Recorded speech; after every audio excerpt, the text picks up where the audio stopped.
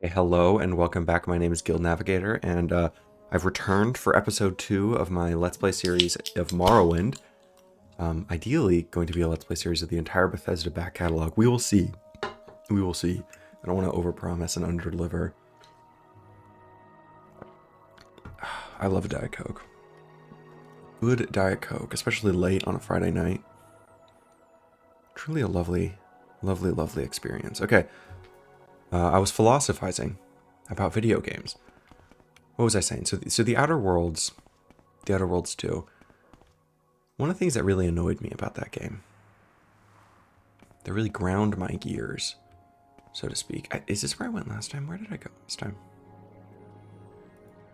I don't want to just retrace my my steps. Maybe I need to go this way.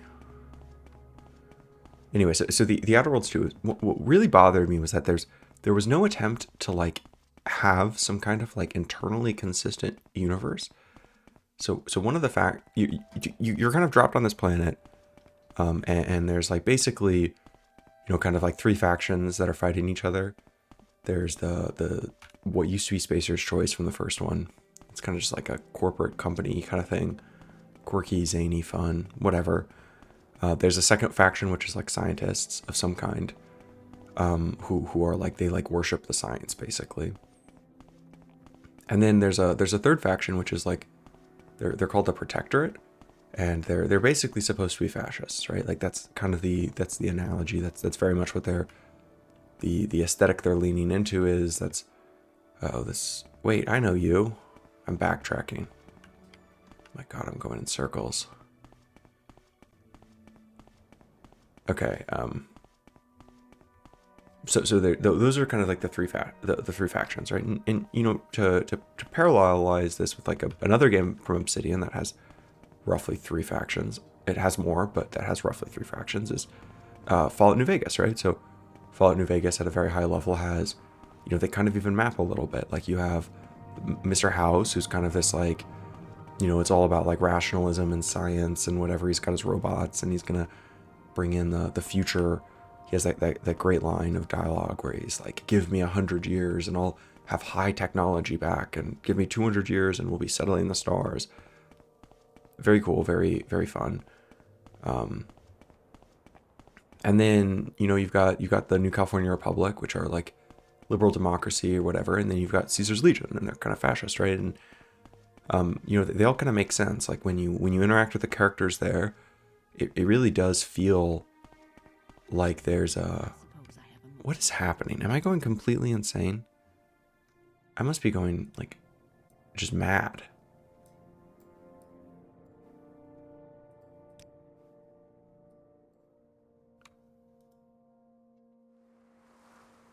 I'm just gonna go cross country. What's the worst that can happen?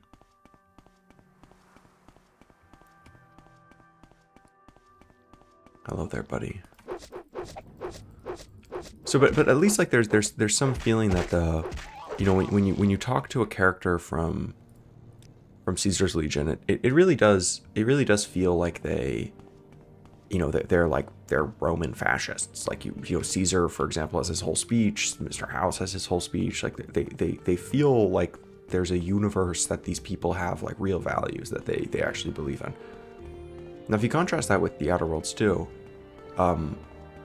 you're fighting the Protectorate, and it's like a diverse army of like inclusive, I guess like black and brown women and stuff like that. And I couldn't understand in what precise way they were fascist. Like, and I'm not trying to be like a meme and say like, oh, fascism is when white supremacy, because it can obviously be much more complicated than that. I would argue that like there were many Latin American varieties of fascism that like, upheld, for example, the mestizo population as kind of like an ideal of unifying the population. But at the very least, there has to be some understanding of an in and an out group, right? Like that is like almost like core to the entire concept of. Okay, so I came up here, and then it says Balmora, and I think it's this way. look, it's just what it is. I'm just going to keep wandering around in circles. But anyway, what I was saying is that, you know, like at a very basic level, if you just think of like what is fascism, if you just read like there's the article by Mussolini, which I think called like the Doctrines of Fascism or whatever, and it's about like the worship of the state, right? Or you could read Mein Kampf, and in that scenario, that's like obviously Nazi fascism. This video is going to get demonetized, but this is an important point, I think, from an artistic critical perspective. That's like the worship of the race, right? Like the worship of the Germanic race. And so there's this sense around which you're supposed to be unifying and, you know, superseding other divisions in the society in favor of this, like, this group, right? So in like Italian fascism, maybe it's the Italian state, and in Nazi fascism, it's the German people. But there's some idea of the sublimation of the person in favor of this like larger group identity. This town here is called Peliograd, by the way. I'm just walking past it, I believe. Oh, never mind. This is the Moon Legion Fortress. This is a little different than I've not gone here, but there has to be some like concept of sublimation, like that is like almost essential to something being fascist. And when you play the game Space Outer Worlds 2, like I just sublimation to what?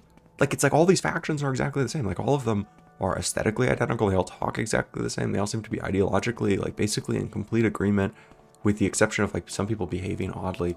Like you're never gonna get someone like Caesar's Legion who's like presenting a coherent case for their worldview, or even something like Mr. House, because everyone is just like they're just like liberals with hats, and there's like it's just a really frustrating component of modern gaming, that like you just don't have like interesting universes, you don't have interesting factions. You know, I was playing Starfield. Starfield's another really good example of this. That's Bethesda's obviously most recent game. I should have put my sword away a little while ago. Well, welcome to Balmora, everybody. The town of Balmora. Let's see, what are these shops? This is Pawnbroker. And Outfitter. So basically the shops and stuff are on this street, and then the homes are on the other. So just a trader. Okay. Growl. That's the armor. I wonder if they will have medium armor shield of some kind. That'd be kind of cool. Okay, greetings, citizen. I'm Meldor. This town is Balmora, council seat of House Halu. We are loyal citizens of the Empire. I'm proud of it. Most of us, anyway. So are you looking for someone in particular, or are you looking for services? Is there something specific you'd like to visit? Would you like me to tell you about my trade? I would actually like to barter with you.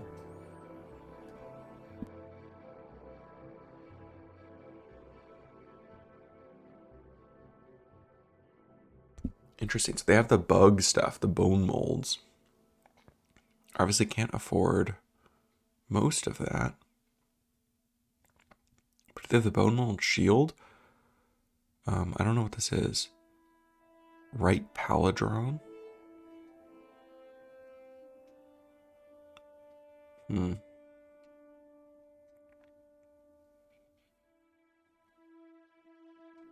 I need a helmet anyway, and that's basically all of my money.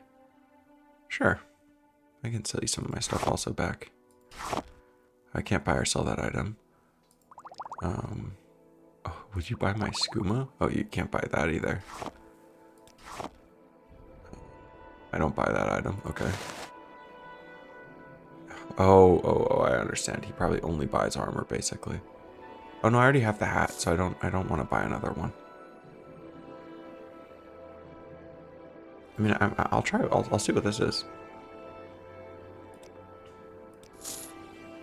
You know what's the worst thing that happens? I lose like all of my money. Let's equip my armor that I do have.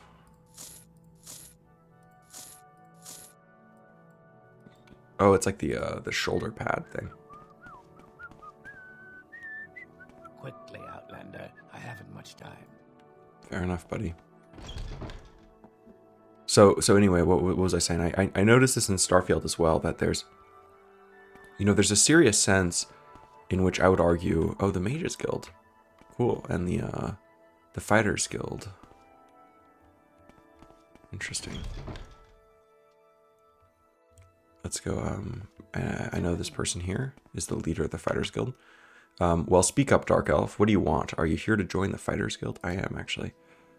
You look like you could take care of yourself. Before I sign you up, you might want to look over the Fighters Guild charter. Are you ready to sign up? It just basically says you can't steal or attack other members of the Fighters Guild. You are now a guild You are now guild navigator, the associate of the Fighters Guild. Work hard, follow orders, and you'll do just fine. Seek me out if you are ready for an advancement. Okay, orders. I have a very simple contract. To the end of the infestation of cave rats, you might be able to handle it. So go to Drene Thala's house. It's here in Balmora, along the river on the east side. Ask her where her rats are coming from, kill the rats, and get the payment from her. Report back to me once you've taken care of this. So she's kind of near the house of the guy we're trying to meet up with. Well, I actually know where he is, so I'm just gonna go straight to his house. Okay, there's a bookseller. Oh, I want to go. Let's go check out the Mages Guild. I've never done that before. It's kind of cool that they're right next to each other. And then I'll go get back into my pontificating about games and stuff.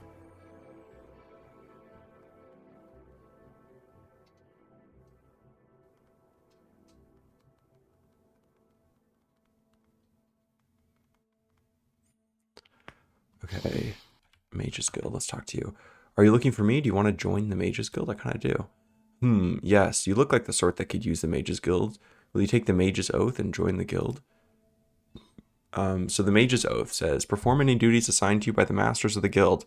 Learn from them and grow strong. Always share knowledge freely with other guild members. Never strike or steal from another guild member. Does this appeal to you?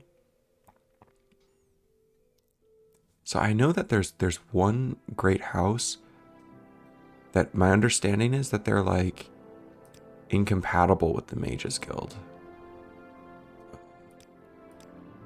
So I'm going to say no, never mind. Well, you certainly qualify for membership if you ever change your mind. Let's just ask about the Mages Guild. You know what? Hell, whatever. I'll do it.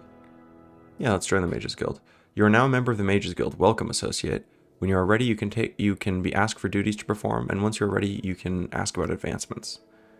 I don't have any duties for an associate. Speak to me again when you've proven yourself. In the meantime, speak to Adreja. I believe she has some small tasks for you. I've heard a lot about you, Outlander. Go ahead. How has she heard a lot about me? I just came here. What was that? None of these people are Adreja. Adreja? Dude, these fucking names. I'm glad that they're not real human names, so that I can just say these fucking names without feeling bad. They're dark elf names. They're just annoying. I wish the English language was more phonetic, so that I could just know how to pronounce them. It's also annoying that even in like fantasy, completely constructed languages, we still choose to not write them phonetically. Oh, here you are. What brings you to Adrea's shop? Do you want duties from Adrea? Do you want local brews or to help in a fight? Some Telvanni bug musk? Or a way to reach high places? What's the Telvanni bug musk? Adreja does not like the Telvanni, but even Khajiit does like the smell of bug musk. Try some and smell how all the women like you. Interesting. Help in a fight. Adrea sells potion to restore health when you are bleeding, and potions to restore fatigue when you are weary. I don't think I have any money, but I would love to eventually have potions. Duties. Yes, Adrea has duties for you. Before Adrea can be journeymen in Mages Guild, Adrea must study mushrooms. Okay.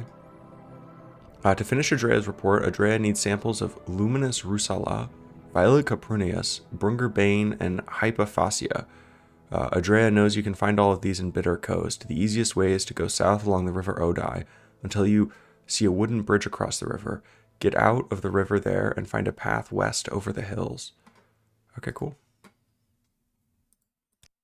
So basically, I just need to collect mushrooms. Seems simple enough. Yeah, so I was saying I also noticed this idea that like you couldn't really have interesting factions in Starfield. So Starfield is like Bethesda's first new IP in what, like a quarter of a century, like 25 years. And and just to summarize the basic factions in the game, there's three, right? So there's the United Colonies, who are kind of like the UN, I don't know. Yeah, I like to say that it's kind of like Blue State America. And then you have the Freestar Collective, which is kind of like Red State America, for lack of another way of saying it. And you know, it's just funny because it's whatever, like they just are what they are. And then the third faction is the House Varun, right? Like, who are ostensibly these like religious fanatics that are supposed to be yeah, this is the guy's house I'm trying to go to. I'll talk to him and then I'll be going on and off on this rant kind of as I talk to people. Okay, what? Yes, I'm Cassius Cassads, but what do you mean? Were you told to report to Cassius Cassads? What are you talking about? So you say your name is Guild Navigator and that you've been told to report to me and deliver a package? Perhaps you'll let me look at it? Yes. Yes, very interesting. So it says here the Emperor wants me to make you a novice in the Blades, and that means you'll be following my orders. Are you ready to follow my orders, Guild Navigator? Yes, I am. Good. Welcome to my service, Novice Guild Navigator. Now that you belong to the Blades, we're the Emperor's eyes and ears in the provinces. You can use my bed if you need to rest, but leave my personal stuff alone, unless I say otherwise. If you like, you can improve your modest skills with blade trainers now, or if you're in a hurry, you can give you orders right away, but don't forget to visit the blade trainers. So I'll just say the orders, and I'll ask about the blade trainers in a second. First thing, Pilgrim, you're new, and you look at, here's 200 drakes. Go get yourself a decent weapon, or armor, or spell. And a second thing, you need a cover identity. Around here, freelancer venture is a common profession. Sign on with the Fighters Guild, the Mages Guild, the Imperial Cult, or the Imperial Legion. Advance in the ranks, gain skills and experience, or go out on your own, look for freelance work or trouble. And then when you're ready, come back and I'll have orders for you. Okay.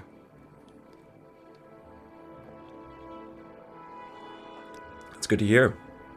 I'll go do some Fighters Guild quests and stuff, and then I'll come back to him. The Imperial Court worships the 9 divines. The Aedra Akatosh, Dibilla, Arakia, Zenithar, Mara, Stindara, Kinnereth, Julianus, and Tiber Septim, founder and patron of the Empire. In Morrowind, it is partially maintaining the faith of the Outlanders like us, and partially a missionary cult, bringing enlightenment to the heathen Dunmer. You see the Solstice Vinicius at Fort Moonmoth to join, but you have to go to Ebonheart if you want to become a lay servant. Interesting. I want to ask about the Mages Guild. It's a guild for arcane arts, and it's where you go to find wizards for hire. Training, goods, and services are cheaper for members, and the guild stewards know where to find work. If you want to be a wizard, join and work your way up through the ranks. The Mages Guild here is better bet than the Fighters Guild. Rhaenys Areth is the guild steward, so talk to her if you want to join up. She's got a chip on her shoulder, but her apprentice Urja seems okay for a Khajiit. Seems kind of racist. Okay for a Khajiit? What do you mean by that? Speak freely, friend. Okay, cool. Well, I'm done with you. Let's go to this person's house, which is along the river. So, and then the third, I was saying that. So the third faction, you have Freestar Collective, you have United Colonies, and then you have House Varun. Now, what specifically these people actually disagree on is totally unclear to you as a player in the game, right? So, well, okay, I'll talk to this person. Are you the only one? Are you the one they sent to take care of the cave rats? It is. These rats are such a nuisance. I'm worried they'll eat all my pillows. You like pillows, don't you, Guild Navigator? Anyway, I've got one trapped in my bedroom here, and another 2 are in my storage area upstairs. Rats. That's it, not pillows. Here's the key for the door. There's at least 3 of these beasts. I hope they haven't gotten into my good pillows.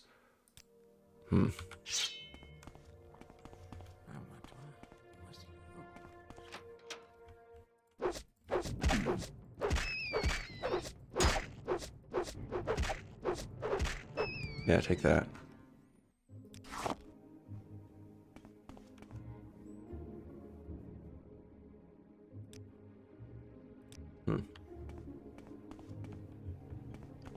And then I did this quest already. That's why I knew where the house was so well. And then it's just up here.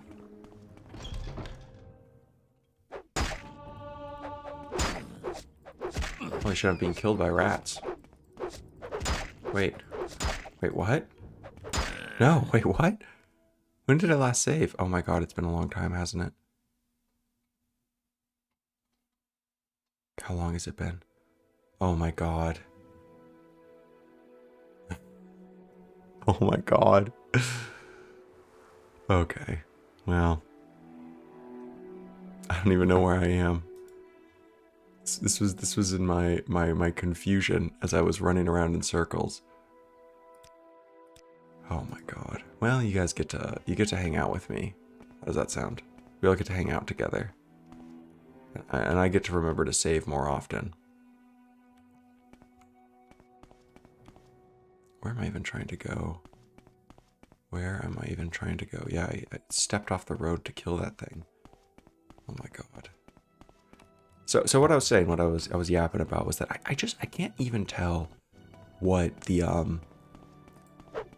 factions in Starfield even like disagree about the world, right? Like they all just like seem to be fundamentally the same.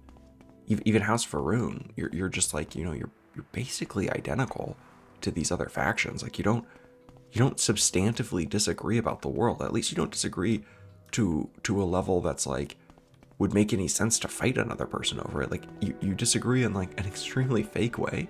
And not only that, but like, you know, the actual like identities of the people just like don't seem to make any sense. Like there was there was like some House Faroon character in one of the I don't want to ruin too much of the story, but basically you'll regularly run into these House Faroon characters who are like raised supposedly in a hardcore religious cult, right? Like but they don't have any of the beliefs that you would associate with someone who was actually like sincerely religious.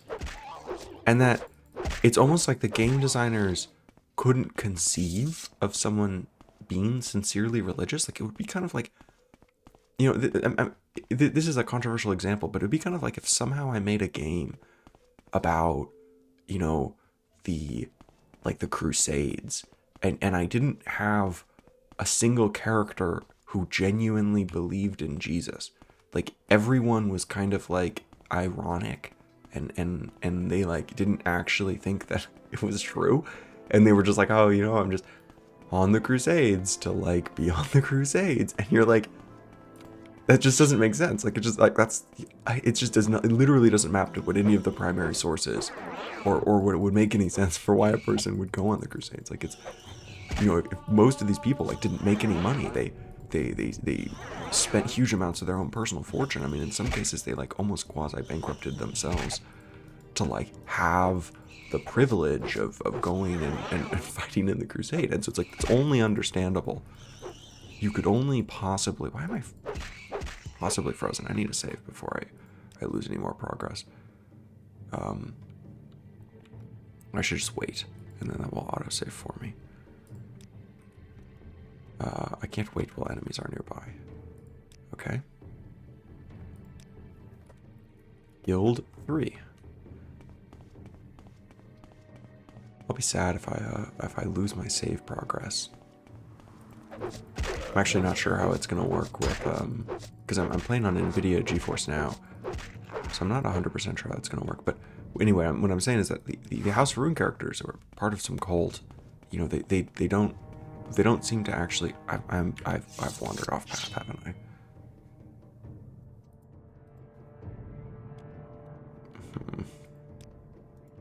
Look, I don't recognize this bridge.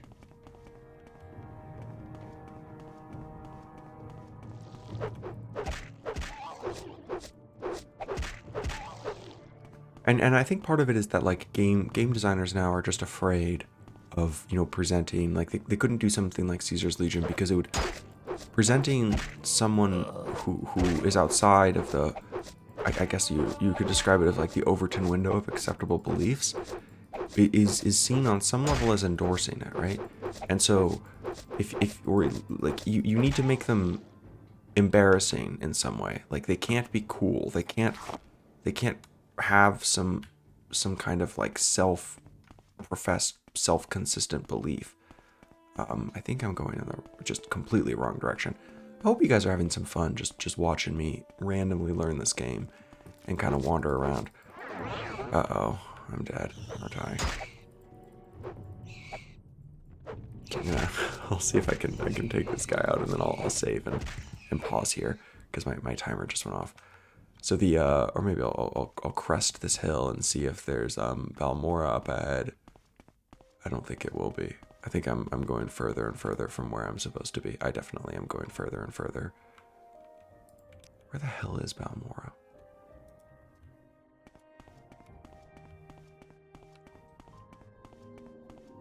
That doesn't sound good. What is this? What incarnations? Okay, I kind of want to go check out what this is. You know, and then there's another component of this, which is that the actual characters themselves don't, you know, I regularly got the feeling in Starfield that what felt like had happened was that they wanted a diverse cast, right? So they wanted like and not just like a racially diverse cast. They needed like a truly, or I shouldn't say they needed, they wanted a truly like diverse and kind of like representative of the entire world type of cast. And so there's all sorts of accents, there's all sorts of ethnic backgrounds, everything, right? And hello. And it's like sometimes it really just felt like they just hit randomize, and you'll oh, this weapon has no effect. That's not good. Let's get out of here. Run away. Maybe I need like silver weapons or something with them. So you know, it sometimes just felt like they just hit randomize on people's backgrounds. So that you'll be talking to people, and you know, it's like ostensibly these people have been living together on the same planet for like 200 years, and yeah, it's a random collection of like Russian, West African, Southern American, and like Chinese accents, and you know, the people don't necessarily like map to like the priors you would have for what those accents have. So it could be like a Chinese person with a Southern accent, a black person with a Russian accent, and like an American with like not an American, a Chinese person has this. So it's just like the American looking person has the Chinese accent. So it's like it's all over the place. You're like, how is this happening? And you know, this is particularly, it felt apparent to me in the Crimson Fleet quest, where there's just a number of characters in there that you're just like, you from a vibe perspective don't match this at all. Like you're a fine voice actor. Like you're not bad. Like, but you just don't match the universe. Like there's no self-consistent universe where you are a pirate and that everyone is treating you like some ferocious pirate. It just doesn't map to you as like a person. It just doesn't map to the entire world. And I think that like it's something that, you know, you basically can't. The game designers, I think, are extremely. It's this way. It's this way. I think. It's this way. Yeah. Okay. I'm going the right way now. I have to take every possible turn. I'll pause here. The long and the short of what I'm trying to say is that I think that it's really hard in the current time, in the present time, youngest born of all eternity, to quote Carlyle. It's just extremely hard to do something that feels authentic, because I think you have all these like corporate pressures pushing down on you, that just run up against that artistic style, and that kind of within an artistic medium, sometimes it feels like self-consistency is mostly a function of freedom to do what you want. So anyway, and kind of like single artistic design. So anyway, that is my thoughts on something that has nothing to do with Morrowind. And I hope you guys had fun watching, and I look forward to seeing you all in the next one. Peace.